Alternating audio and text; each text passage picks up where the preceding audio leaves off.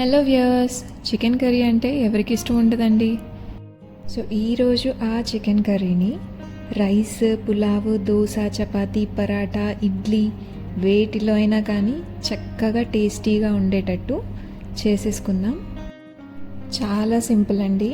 First అయితే మనం కొంచెం ఆయిల్ వేసి చికెన్ని ఒక 2 minutes దాకా ఫ్రై చేసి పక్కన పెట్టేద్దాం. ఇలా చేయడం వల్ల ఏమవుతుందంటే చికెన్ చాలామందికి నీస్ స్మెల్ వస్తుందండి. అలా రాకుండా ఇలా ఫ్రై చేసి పెట్టేస్తే ఆ నీస్ స్మెల్ అనేది చాలా వరకు వెళ్ళిపోతుంది. చికెన్ క్లీన్ చేసి వాష్ చేసేటప్పుడు కూడా వెనిగర్తో క్లీన్ చేస్తే ఆ నీస్ స్మెల్ అనేది వెళ్ళిపోతుందన్నమాట.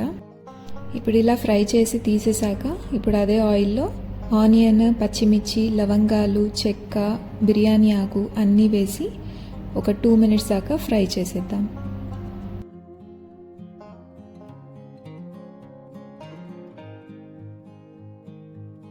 ఇలా ఫ్రై చేసేటప్పుడే ముందే పసుపు కనుక వేసేస్తే ఆనియన్ అనేది మనం కొంచెం ఎక్కువ వేసినా కానీ ఆనియన్ స్వీట్నెస్ అనేది రాకుండా ఉంటుందన్నమాట కర్రీలో.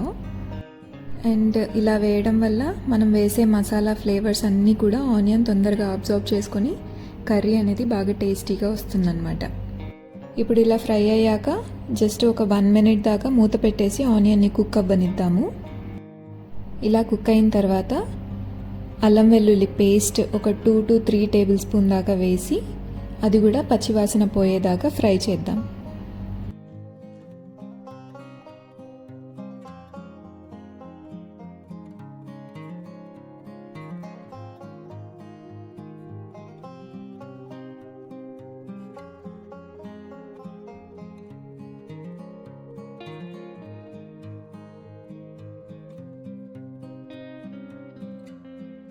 ఇలా అల్లం వెల్లుల్లి పేస్ట్ పచ్చివాసన వెళ్ళిపోయిన తర్వాత పుదీనా ఆకులు ఒక గుప్పెడంత వేసేసి అవి కూడా కలిపేయాలి. ఈ పుదీనా ఆకులు ఏంటంటే నాన్ వెజ్ చేసేటప్పుడు చాలా మస్ట్ అన్నమాట. నాకైతే చాలా మంచి ఫ్లేవర్ వస్తుంది నాన్ వెజ్లో.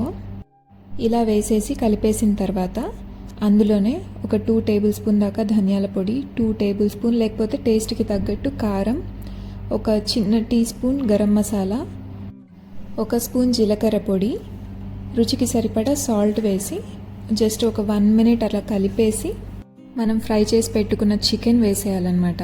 ఆ చికెన్ కూడా ఒక 2 minutes దాకా అలా కలిపేసి అందులోనే సన్నగా కట్ చేసి పెట్టుకున్న టొమాటోస్ వేసేయాలన్నమాట. నేనైతే ఒక 2 to 3 టొమాటోస్ వాడుతున్నాను. చికెన్ అయితే ఒక 1/2 kilo పైన ఉంది.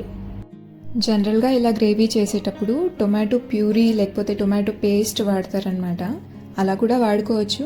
కాకపోతే నాకు ఇలా కట్ చేసిన టొమాటోస్ వేస్తే కొంచెం టేస్ట్ ఎక్కువ అనిపిస్తుంది.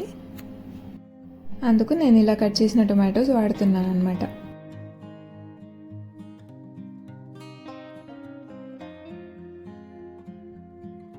ఇప్పుడు ఇలా టొమాటోస్ వేసేసాక వీటిని బాగా కలిపేసి మూత పెట్టేసి ఒక 3 to 5 minutes దాకా బాగా మగ్గనివ్వాలన్నమాట టొమాటోస్.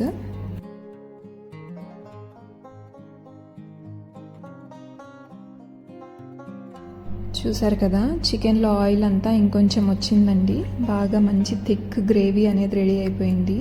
ఇప్పుడు ఇక్కడ ఏం చేస్తానంటే కొంచెం యూజువల్లీ చికెన్ మసాలా వాడతారు కదా, అలా చికెన్ మసాలా వాడకుండా తందూరి మసాలా వేసినట్టయితే కొంచెం డిఫరెంట్గా అన్నిటిలోకి సరిపోతుందన్నమాట. జస్ట్ మనం ఇక్కడ కన్సిస్టెన్సీ అడ్జస్ట్ చేసుకుంటే చాలండి. అంటే నేనైతే ఇక్కడ సంగటిలు చేస్తున్నాను కాబట్టి వాటర్ ఎక్కువ వేస్తున్నాను. ఇలా వాటర్ ఎక్కువ వేస్తే సంగటిలో అయినా, చపాతీలో అయినా, పరాటాలో అయినా కానీ, దోశలో అయినా ఇలా బాగుంటుంది. రైస్లోకి మాత్రం మీరు కొంచెం థిక్గా ఉండేటట్టే కన్సిస్టెన్సీ చూసుకొని వేసుకోవాలన్నమాట. అంతే అండి. ఇంకొకటి ఏంటంటే ఇక్కడ తందూరి మసాలా వేసేటప్పుడే కొంచెం ఒక 1/2 cup దాకా కోకోనట్ మిల్క్ కూడా యాడ్ చేసుకోవచ్చు. మనకు కన్సిస్టెన్సీ కొంచెం థిక్నెస్ వస్తుంది. నేను ఇప్పుడు సంగటిలోకి చేస్తున్నాను కాబట్టి ఆ కారం తగలాలని చెప్పి నేను ఇప్పుడు వేయట్లేదు. అంతే అండి, ఎంతో టేస్టీగా ఉండే all in one chicken curry ready అయిపోయింది.